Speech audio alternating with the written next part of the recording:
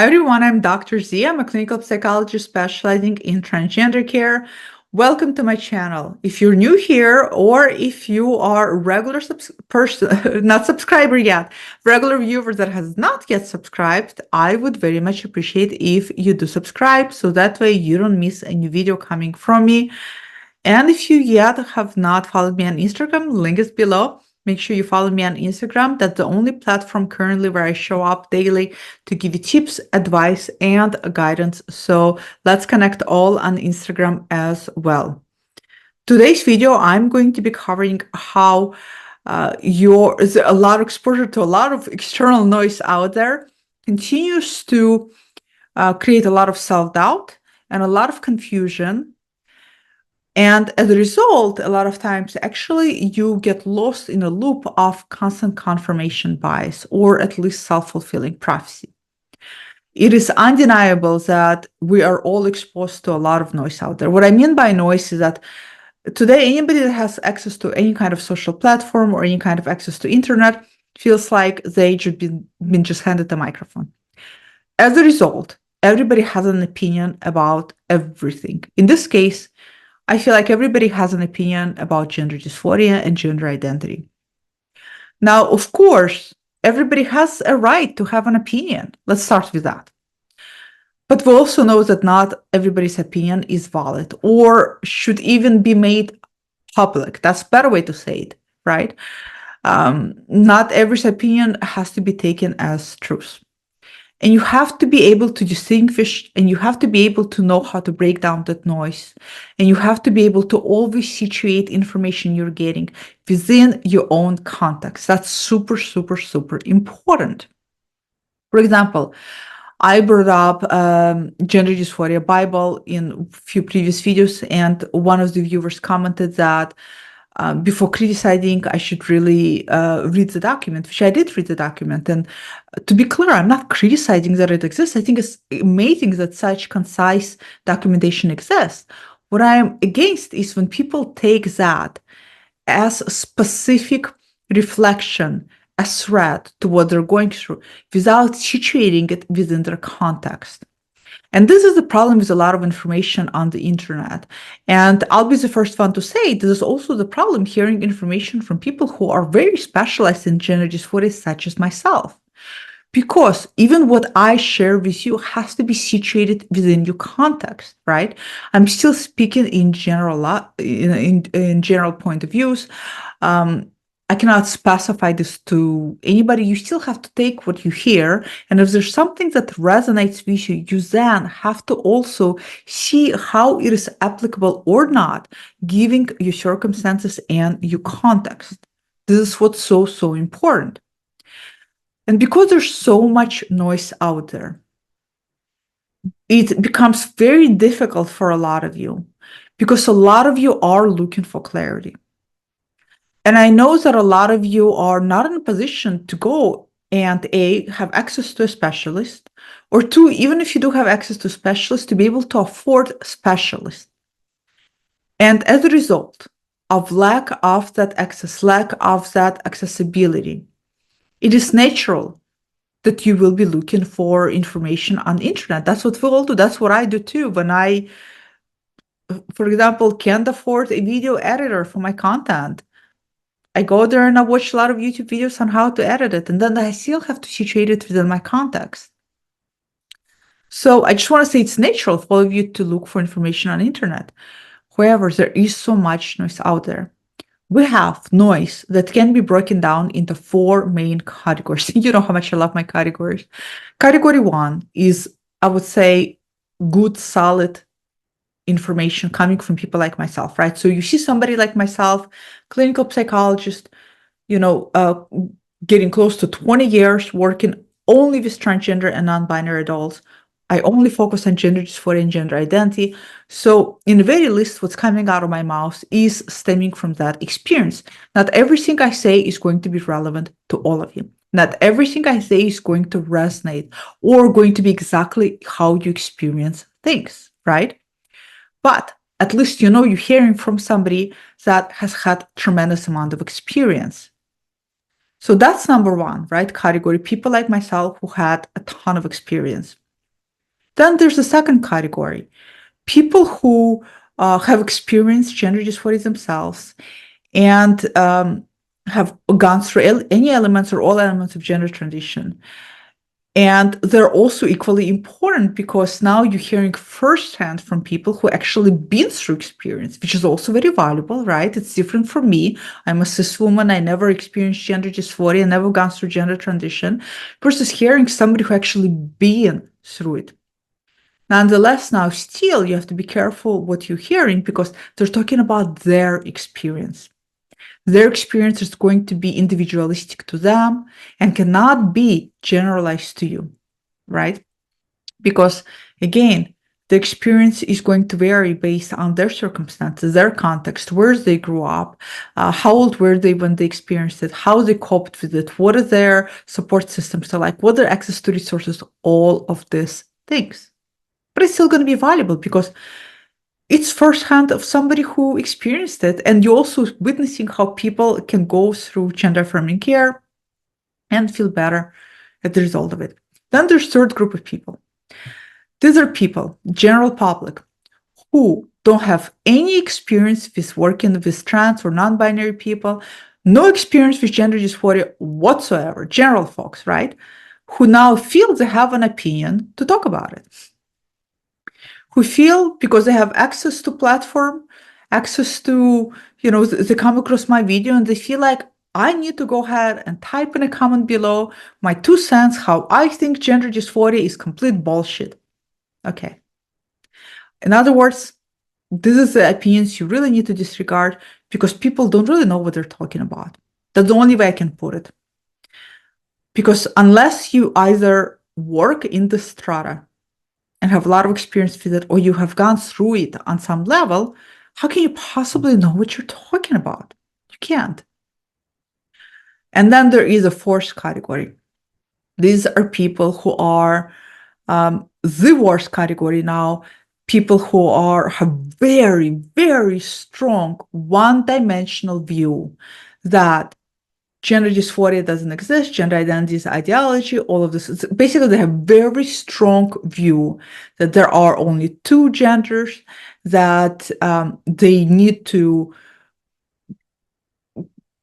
scream at the top of their lungs how they're right, and they need to convert everybody to only strongly uphold their one strong view. And so it's like their mission to go around on internet and on their social platform and to talk about it. And I say there's the worst people that really need to be ignored, because the reality is that there are a lot of people who really do believe that there are only 2 genders. And guess what? Those who realize that that's their point of view. And they're mature enough to recognize that just because it's their point of view doesn't mean it's everybody else's point of view.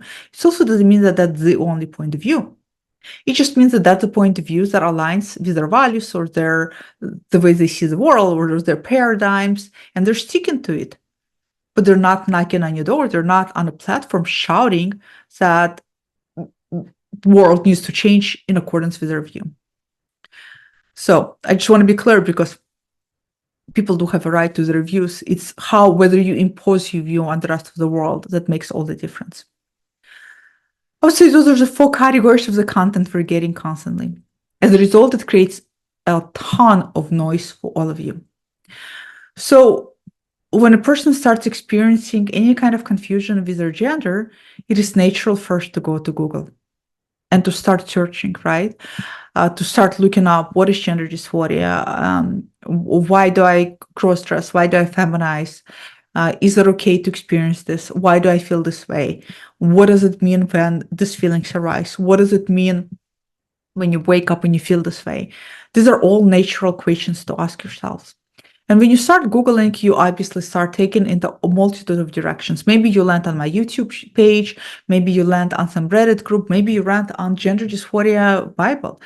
Doesn't matter, you land at some sort of information. And because there's so much information, you go down the rabbit hole of trying to find information that fits not only your experience, not only resonates and makes sense, but also you try to find information that, unbeknown to you, also fits with your subconscious confirmation bias.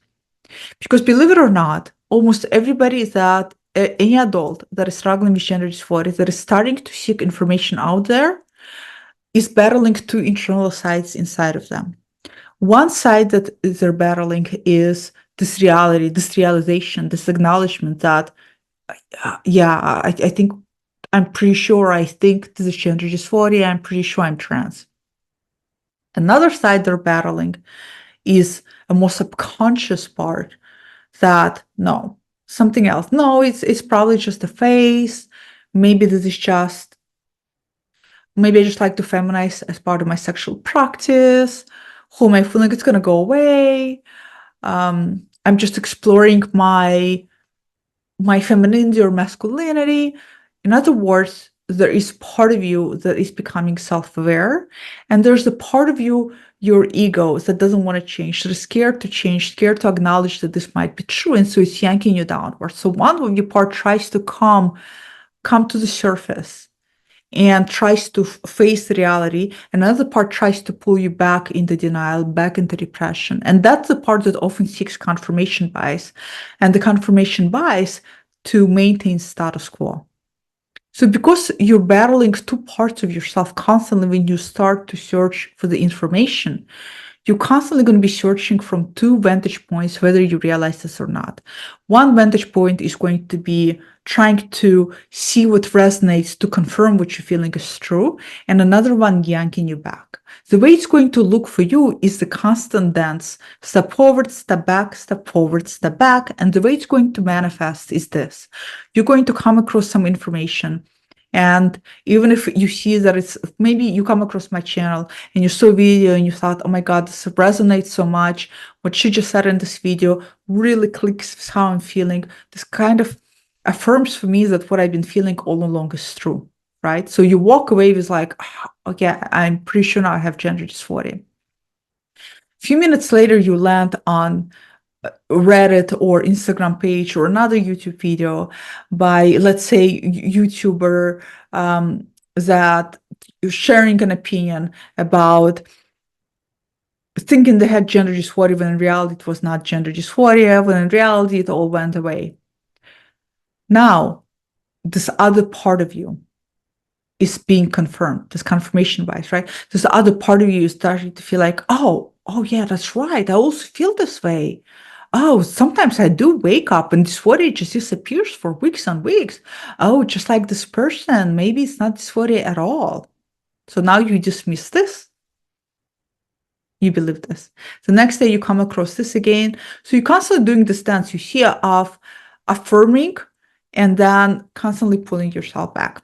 And because there's so much noise out there, and not all noise is good there, you're also not, even if you're discerning very well where the noise is coming from, you're still not situating yourself within the context of that noise. Again, Gender Dysphoria Bible is a great example.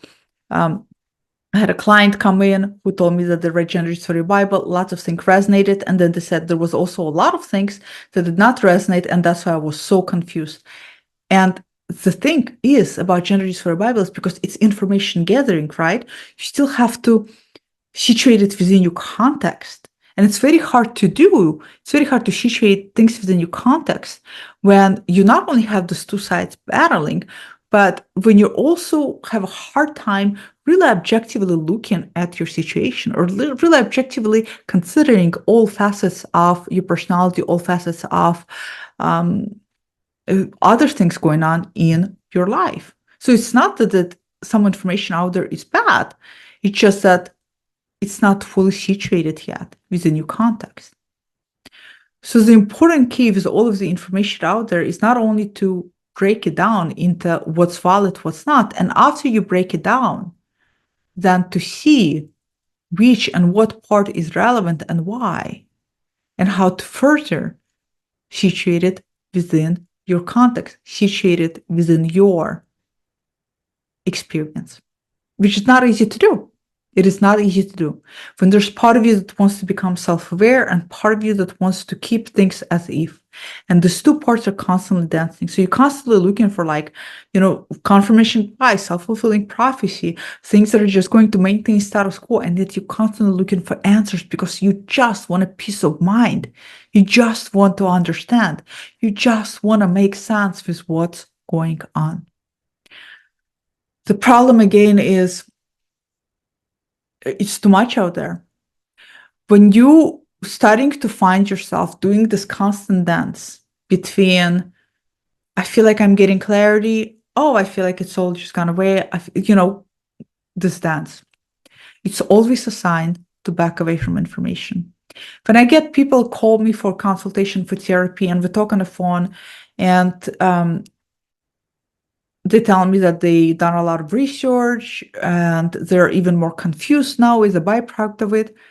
If you feel confused, instead of being more clear, right? You would think, oh my God, you're getting access to all of this information. You should feel more clear, but you're actually feeling more confused. It's a sign to step back. It's a sign that now your mind is constantly kind of going over and over and over and over and over information you consumed. And you're having really hard time making it relevant to your particular circumstances. This is where working with somebody becomes very helpful. If you can, work with somebody would be very helpful. If you can't, just scale back. I always tell people when they tell me this, my advice to them is always stop, no more. Don't even watch. I even tell them, don't even watch any of my videos anymore. Stop inundating, stuffing your mind with information. Information is only helpful if you are able to then again situate it within your context to gain clarity. But if you're doing the dance between confirmation bias and between trying to gain an awareness, you're just stuffing your head with a lot of things and none of it. It's almost like you want to blow up because you don't even know which one is true. You don't even know what to believe. And that's not helpful because that's what breeds even more dysphoria, and that's what breeds more anxiety, and that's what breeds more uncertainty. That's what keeps you up at night. That's what affects your health. It's just not good. If you can't work with anybody else, start journaling. Start making a mind dump on a paper. Start concretely getting things out of your head onto paper and start writing down what is affecting you, how things are affecting you. What do you feel dysphoric about? How do you understand gender dysphoria? How is it physically affecting you? How is it socially affecting you? How is it affecting you on other levels? Start really questioning and dig deeper. You're going to get more clarity sitting with yourself in a journal than getting access to all of this information. Information almost, I would say, it becomes really helpful when you sit with yourself and now you have a more clear idea. And then when you watch information, you now have a base to work off of. And then you can say, oh, this makes sense. Now, when she's talking about physical dysphoria, it describes my experience to a T. That just confirms for me, yeah, that's what I've been feeling. But that's after you've done all the work of digging. But this is how self-doubt and uncertainty starts to really increase because you all know this, not all stuff out there is good. My information, no matter how great and depthful it is not going to be applicable to everybody. And I know some people watch it and they're thinking, but Dr. Z, you said that people experience this. I don't experience it. Does it mean I have to experience it to be trans? Or you see, and it's like, no, you have to situate it within your context. If it didn't resonate, it didn't resonate. Let it go. Let it go. I'm not speaking for everybody. I'm giving all of you years and years of experience so that then you can take it and you can see what's applicable to you and to your lives. And whatever is not applicable, you let it go. And the same thing you ought to do with all the other information you get out there, especially information from people who don't know what the heck they're talking about. One, two, people who want to prove to you that this is not real. And three, people who had this experience who now feel like this is everybody's experience. You still have to be careful they're talking about their experience, right? The true experience is going to be different. So if you feel overwhelmed with a lot of information out there, and boy, there is a lot of information out there, it's a sign to scale back. Take a step back, work with a therapist if you can. If you can't, give yourself some time and then start journaling. Spend 20 minutes every morning journaling and writing about how you feel in relationship to your body, to your gender. What does dysphoria mean to you? How do you know it shows up? Start seeing if there's any kind of signs to when dysphoria gets triggered and what not. What does all this means to you? What does it mean for your health? What does it mean for your relationship to yourself? And you will get more clarity than access to this information, because again, your mind is going to be yanking you. It's going to be giving you 2 steps forward and 2 steps backwards, because there is subconscious part of you that wants to maintain status quo. So comment below, let me know where you are. How has all of this information affected you? But I do know for a fact it's just too much noise for all of us out there. And every day the noise just continues to grow bigger and bigger and bigger and bigger.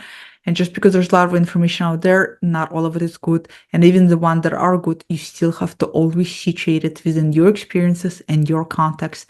Without it, it is just information. Think about it just like exercise. If somebody's out there and they're saying that